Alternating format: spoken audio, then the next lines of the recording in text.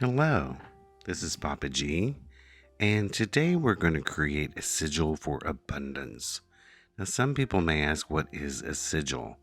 And a sigil is a magical symbol, and you create it by taking letters, minusing some out, and using their basic shapes to create your own symbol for whatever it is you're trying to do. It puts your intention into this magical symbol.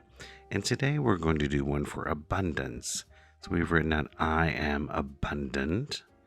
And the first thing we do is cross out the vowels.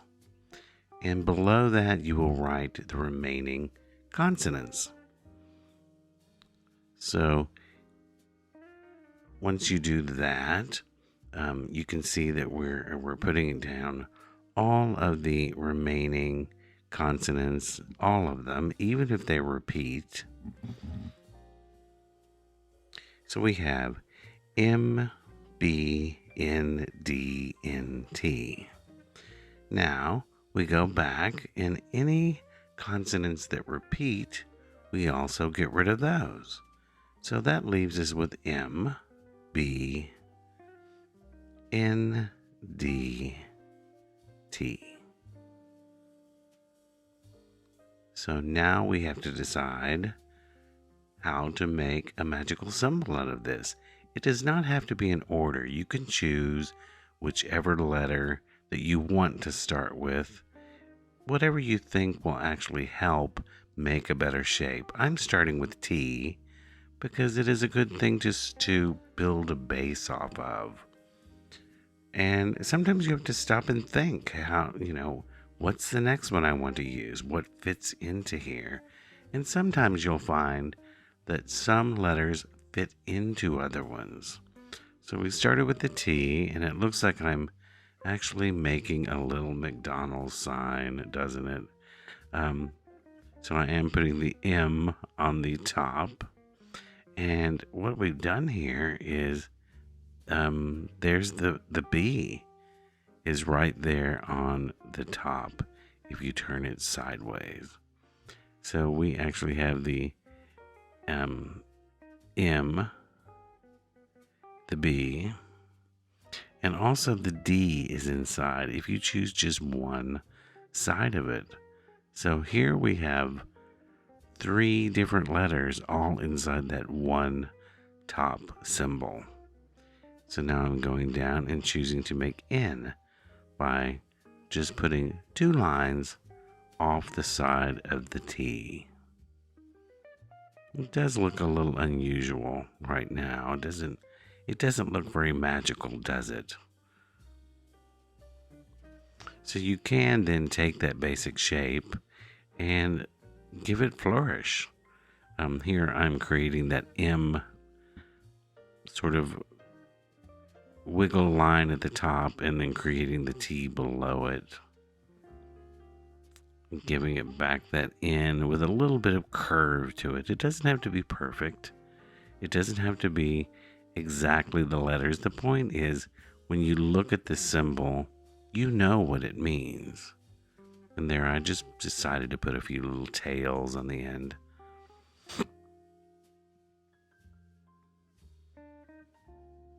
There are a number of ways you can do this. You can also put it upside down if you want to. So let's do it again, starting with a different letter so I can show you a variation. We're doing the M, B, N, D, T again. And this time we're going to start with the letter B. See how we can build off of it. Of course, the first thing we notice is the D is, of course, inside the B. So that's an extra letter you don't have to come up with or build off the side. Now, you absolutely could, if you wanted, put the D somewhere connected to that B. Even if you find it inside another letter, there are no rules. This is your special symbol. You can create it however you want. So I chose to put the D inside the B. But yeah, I could have made an extra loop at the bottom, and there could have been 3 loops right there. So here I'm going to the other side and creating the M.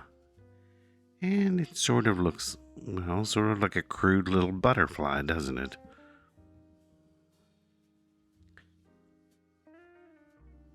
And then I think I'll go with the T. Put it on the top. Sort of like the little antenna of a butterfly. It doesn't have the tube coming off, but there is our T. And now where to put the N? Looking for a straight line, so I think I'll just go down and up, which actually I made a V off of that one, and which created my N. So now we're going to go back and try to jazz it up a little bit. You can see now that I know what it looks like, I started with the T, and I'm going to create these rounded edges that were the B's and the M's, and give them a little bit more pizzazz. Because in my mind, it does look a little like a butterfly.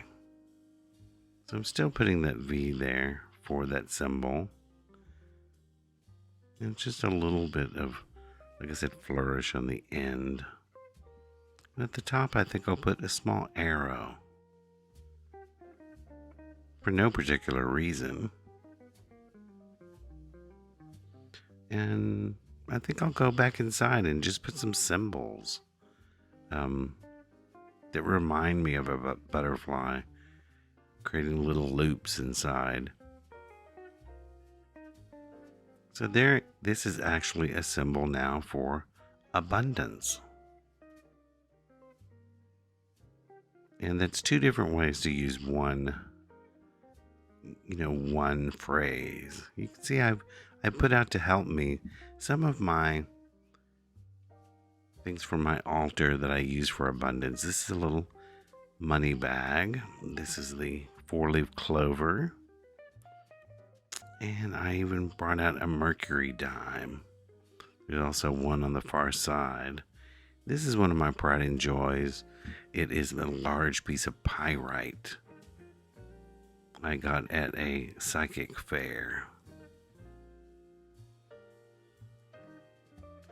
And there you have how to make a sigil for bringing abundance into your life.